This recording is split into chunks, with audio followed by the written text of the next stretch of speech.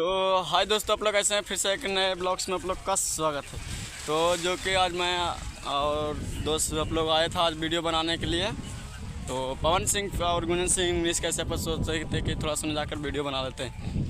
तो रोड पर इतना गाड़ी चल रहा है कि रोड पर बनाने के लिए अच्छे नहीं लग रहा है। तो हम लोग जा रहे हैं घूर कर घर। देखिए आगे जा रहा है वो, हम पीछे हैं। तो घूर कर जा रहे हैं घर। अब घर बनाएंगे तो और कुछ नहीं, सोचे कि बना देंगे जाकर उन्हें रोड पर वीडियो। पवन भाई के लिए थोड़ा सुनी और गुंजन सिंह भाई को जो अभी ले समझ ही रहे हैं। काफ़ी बहुत सारे यानी न्यूज़ खबरों पर आप लोग जान ही रहे हैं कि चुनाव प्रचार हो रहा है बहुत दंगल से, यानी कि तो सोचें कि वीडियो बनाते हैं रोड पर जाकर। तो नहीं अच्छा लगा वीडियो बनाने में, बहुत आ रहा था। तो मैं घर पर जाऊँगा तो आप लोग के लिए वीडियो बनाता रहूँगा। तब तक के लिए मेरे वीडियो देखते रहें और मिनिमल ब्लॉग्स में आप लोग बने रहें।